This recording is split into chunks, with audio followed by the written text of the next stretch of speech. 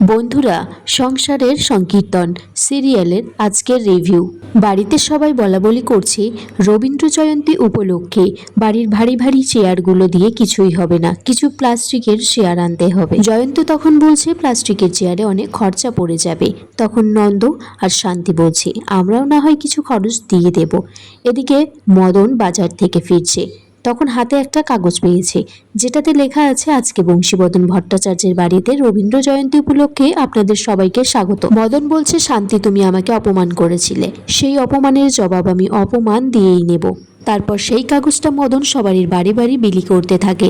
মদন এদিকে সবজি বাজারগুলো নিয়ে বাড়িতে ফিরেছে, শান্তির কাছে হিসেব দিচ্ছে। 2 কেজি আলুর দাম নিয়েছে 60 টাকা, এদিকে একটা নিয়েছে পুঁই শাক, লাউ শাক, সেটাও 2 আটি নিয়েছে 60 টাকা।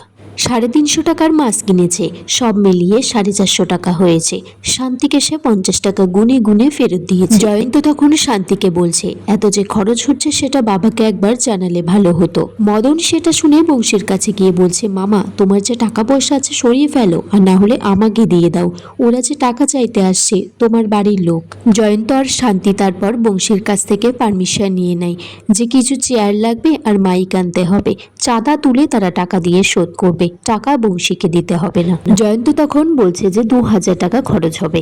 বংশী সেটা শুনে রাজি হয় না এই অনুষ্ঠানটা করার জন্য। তারা সেখান থেকে চলে গেলে কাদম্বরী বলছে একদম ঠিক করেছেন দাদা, কোনো মানেই হয় না 2000 টাকা এইরকম একটা অনুষ্ঠানের জন্য খরচ করার, তার থেকে এই 2000 টাকা থাক। নন্দ আর কল্যাণী আছে না, ওদের বিয়েতে কাজে লাগবে। এদিকে মদন বলছে আর আমার ছেলের বিয়েতে, আমার ছেলেটা কি সারা জীবন আইবুড়োই থেকে যাবে?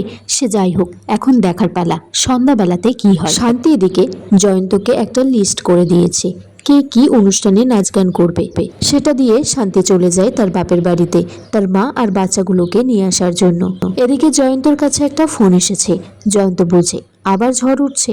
এদিকে সেই কাগজটা উড়ে চলে গেছে। কাদম্বরী তারপর টুনির মাকে জিজ্ঞাসা করে এই বাড়িতে কে কি অনুষ্ঠানে করছে। টুনির মা বলছে যে চাঁদ একটা কবিতা বলবে আর টুনির মাও গান করবে, কিন্তু শান্তি যে নাচ করবে সেটা বলে। কাদম্বরী বলছে নিশ্চয়ই কিছু একটা লুকোচ্ছে। এদিকে সেই কাগজটা হাওয়ায় উড়ে উড়ে কাদম্বরীর পায়ের কাছে চলে এসেছে, যেটাতে লেখা আছে যে শান্তি নাচ করবে, কিন্তু কাদম্বরীর চোখে কাগজটা পড়েনি। হাওয়ায় উড়তে উড়তে সেটা বংশীর পায়ের কাছে চলে গেছে। তখনই টুনির মা ঝাড়ু দিয়ে সেই কাগজটাকে সরিয়ে নিয়েছে সময় মতো। বাড়িতে এদিকে রবীন্দ্র জয়ন্তী উপলক্ষে খুব সুন্দর করে সাজানো হচ্ছে। তখনই বংশীবদনের শ্বশুর মশাই এসেছে, বংশীও সেখানে এসেছে। শান্তি তারপর জয়ন্তর কাছে সেই লিস্টের কাগজটা চাইছে। জয়ন্ত বলছে সেটা কোথায় আছে সে জানে না। তখন নন্দ এসেছে একটু অন্যমনস্ক হয়ে। শান্তি জানতে চাইলেও নন্দ বলছে না কিছু তো হয়নি। অনুষ্ঠানের পর্ব তারপর শুরু হয়েছে। সঞ্চালকের কাজ করছে জয়ন্ত নিজেই। জয়ন্ত বলছে যে নমস্কার, এই রকম অনুষ্ঠানের আয়োজন আমাদের বাড়িতেই প্রথমবার করা হয়েছে।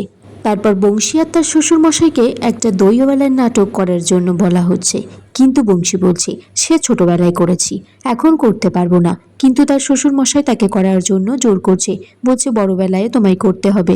তারপর তারা দুজনে খুব সুন্দরভাবে নাটকটা পরিচালনা করছে। বংশীর শ্বশুরমশাই বলছে দইওয়ালা দই নেবে। বংশীর শ্বশুরমশাই বলছে দই নেবে গো দই। তখন বংশী বলছে আমার কাছে তো পয়সা নেই, কেমন করেই বা নেব। বংশীর শ্বশুরমশাই বলছে কিনবেই যখন না তাহলে বেলা কেন বইয়ে দিচ্ছ। বংশী বলছে আমি তো চলে যেতুম তোমার সাথে, তুমি সেই কত দূর থেকে হাঁকতে হাঁকতে যাচ্ছ। বংশী তারপর বলছে দইওয়ালা তুমি কোথা থেকে আসছো? তার শ্বশুর মশাই বলছে আমার সেই গ্রাম পাঁচমোড়া পাহাড়ের শ্যামলী নদীর থেকে। এইভাবেই নাটকটা চলতে থাকে। এদিকে মদন বলছে বাড়ি বাড়ি গিয়ে যে হ্যান্ডবিলটা দিয়ে এসলাম, এদিকে যে কখন ওরা আসবে। চাঁদ তারপর একটা সুন্দর কবিতা শোনায়। তখন বংশীবদনের শ্বশুর মশাই বলছে চাঁদের তাক ছিল জানি, কিন্তু এই চাঁদের এত গুণ ছিল সেটা জানতাম না। বাচ্চাগুলো তারপর রবীন্দ্রসঙ্গীতের নাচ গান করছে। মেঘের কোলে রোদ এসেছে, বাদল গেল ছুটি, আজ আমাদের ছুটি রে ভাই, আজ আমাদের ছুটি। নন্দ তারপর কবিগুরুকে লেখা কতগুলো নিজের লাইন শোনাতে থাকে। আগামী পর্বে দেখা যায় শান্তি সুন্দর করে সেজে একটা নাটকের পরিবেশন করছে, নাচ করছে, কিন্তু বংশীবদন তখন তাকে চিনতে পারেনি। হঠাৎ করেই তার মাথা থেকে প্রণাম করতে গিয়ে পাগড়িটা পড়ে যায় খুলে। তখনই সে চিনে ফেলে যে এটা শান্তি। বংশীবদন বলছে তুমি কার অনুমতিতে এই কাজটা করেছো? এটা বাড়ি না অন্য কিছু? মদন বলছে এবার বোমা ফাটবে। আর এখানেই এই পর্বটা শেষ হয়ে যায়। বন্ধুরা তোমরা কমেন্টস করে জানিও কেমন লেগেছে এই পর্বটা।